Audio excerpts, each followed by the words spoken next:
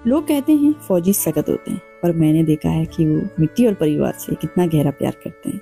सरहद पर दुश्मन को डराने वाला और घर आकर एक नर्म दिल इंसान बन जाता है। एक फौजी की असली खुशी छुट्टियों में अपने परिवार के साथ बिताए उन छोटे छोटे लम्हों में होता है। खेत की मिट्टी, घर की चाय और अपनों का बेशुमार प्यार, उनकी हर थकान का यही एक इलाज है। हेलो दोस्तों, गुड मॉर्निंग, कैसे हैं? तो पिछले सैटरडे को हम नाहन से चल पड़े थे गांव की ओर। तो हमारा गांव नाहन से 15 किलोमीटर की दूरी में है और हम पहुंच गए गांव वाले घर में। तो यहाँ पे मम्मी और पापा बाहर बैठे हैं, धूप सेक रहे हैं और घर का काम भी चला है आजकल थोड़ा रेनोवेशन का। और थोड़ी देर चाय पानी पीने के बाद फिर मैं और फौजी साहब चले गए घास लेने। हमने सोचा चलो मम्मी और पापा को आज आराम देते हैं, हम घास काटते हैं।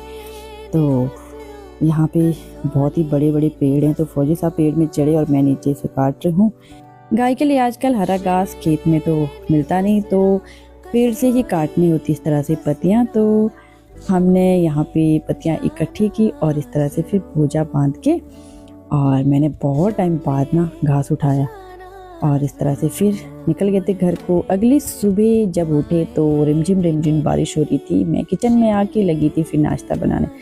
तो चूल्हे में रोटी और साथ में बन रहा है साग। तो यहाँ पे साग बनाने में मेरी हेल्प कर रहे हैं फौजी साहब, और मैं फिर रोटी बनाने के बाद लगी थी यहाँ पे लस्सी बनाने। तो लस्सी बनाई और आज हमने दिन के लिए बनानी थी खिचड़ी। तो यहाँ पे दाल डाल रखी थी मैंने पकने को और ये मसाला करे रेडी मम्मी। तो मम्मी ना खिचड़ी बहुत ही टेस्टी बनाते हैं, तो मैं कहा मम्मी आज तो हमें खिचड़ी खानी है। तो ये देख रहे खिचड़ी कितनी यम्मी खिचड़ी बनी। उसके बाद यहाँ पे घर वाले लगे चाय पीने और नाश्ता करने के बाद फिर लगी थी मैं किचन की सफाई करने। तो अभी इस वक्त धूप भी लगी है, दिन भर सुबह से तो बारिश हो रही थी और दिन को ना मौसम साफ़ हो गया। तो मैं कहा अच्छे से सफाई कर देती हूँ, क्योंकि हम भी सैटरडे को घर आते हैं तो थोड़ा बहुत घर के काम निपट जाते हैं, तो घर वालों की भी हेल्प हो जाती है। तो मैं अच्छे से किचन साफ़ किया, जिससे कि 2-4 दिन ज़रूरत ही ना पड़े साफ़ करने की अगर बारिश भी हो तो। और फौजी साहब यहाँ पे लगे थे लकड़ी काटने, क्योंकि सर्दी भाई लकड़ी तो चाहिए। तो मम्मी और पापा के पास 2-4 दिन की लकड़ियाँ काट के रखते हैं। तो फौजी साहब खुद तो कोई थकते नहीं और मेरी भी ना रेल बना के रखते हैं साथ साथ।